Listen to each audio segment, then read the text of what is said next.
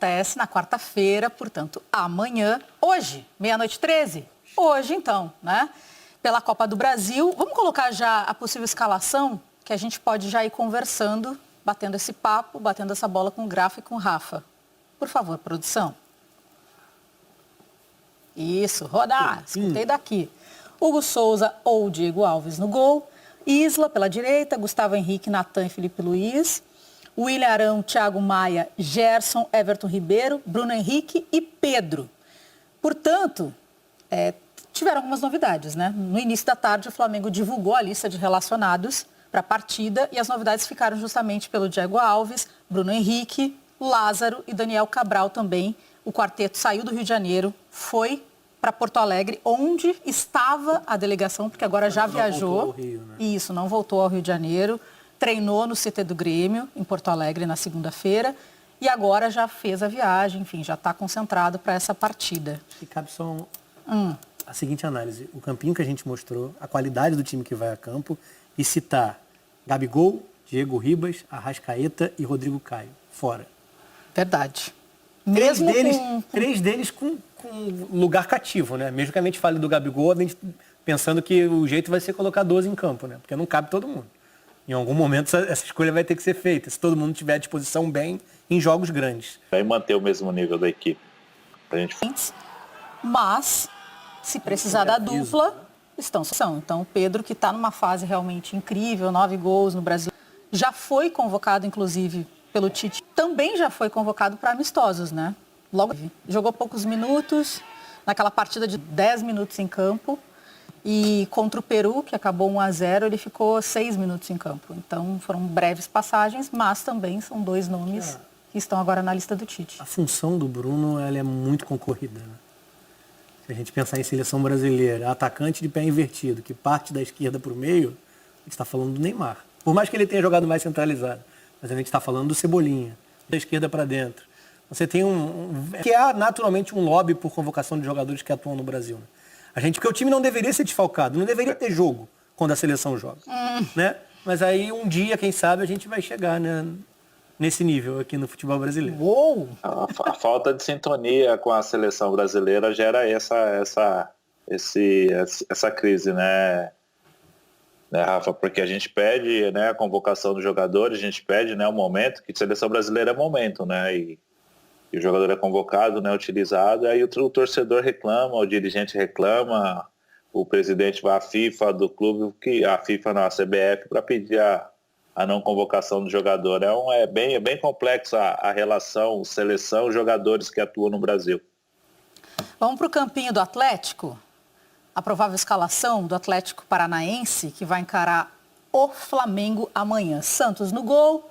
O Eric pela lateral direita, Thiago Heleno, Felipe Aguilar ou Zé Ivaldo e o Márcio Azevedo, ou o Abner também. Zaga, né? Isso, exato. O Wellington, Christian e Lucho Gonçalves, tem que, né, melhorar essa entonação. Ou o Léo Stadini, que também agora já está à disposição. Nicão, Carlos Eduardo e o Walter, ou o Bissoli, ou o Fabinho também. Você falou que o Pedro Henrique está fora, realmente o desfalque, está com uma lesão na coxa e foi vetado.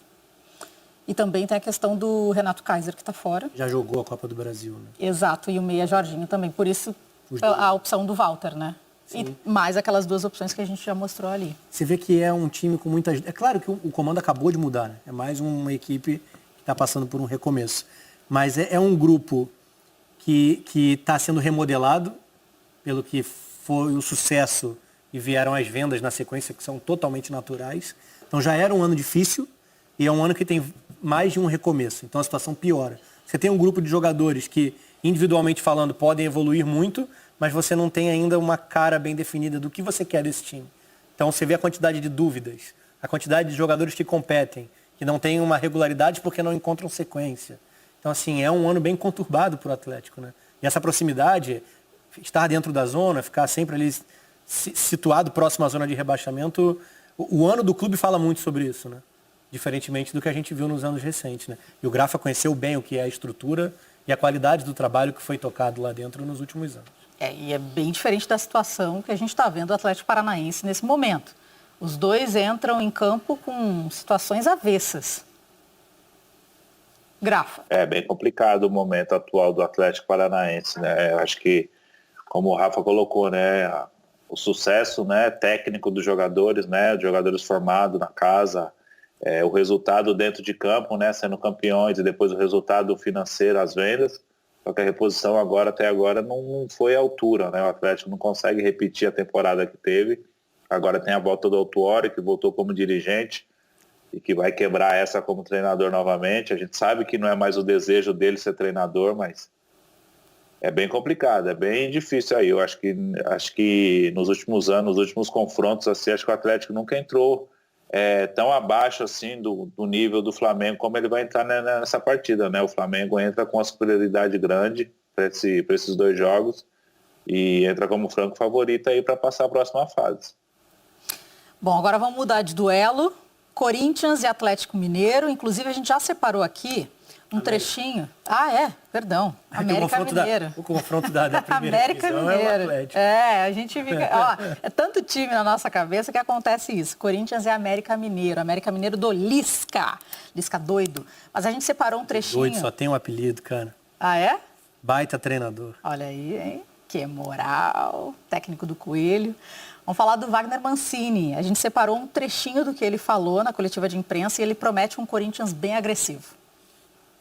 Por exemplo, eu não tenho o Gustavo, não tenho o Otero, não tenho o Fábio Santos, eu não tenho o Mantuan, que serve a seleção brasileira de base, eu ainda tenho algumas dúvidas sobre Piton e Jô, então pode ser que a gente veja um time formado de uma forma diferente, mas um time que, obviamente, que vai buscar o gol desde o início da partida, né? Eu, quase que diariamente, a hora que eu falo com os atletas, eu tento passar para eles que o Corinthians tem que jogar de uma forma agressiva. E eu já falei isso em outras entrevistas, que é importante que o torcedor veja isso e que haja uma identificação.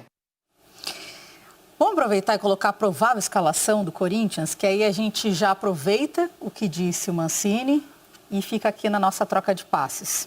Tá aí na tela para você. O Cássio no gol, o Fagner, o Marlon, Gil e Lucas Piton, que ele disse ainda que é dúvida para ele, né? Xavier, Ramiro, Ederson e Matheus Vital. E mais à frente o Casares e o Bocelli, ou também o Jô. Inclusive até coloquei aqui, para facilitar os desfalques do Corinthians. Otero, Fábio Santos, Mosquito, Mantuan. Aí retornam, mas ainda também tem essa dúvida se realmente vão ficar à disposição 100% já para começar uma partida. O Jô e o Lucas Piton. Até porque o Jô teve a contratura muscular na panturrilha direita, desfalcou o Corinthians diante do Flamengo e também do Vasco, treinou essa semana, mas tem um tempo também para voltar a pegar o ritmo, pode ser que não comece a partida.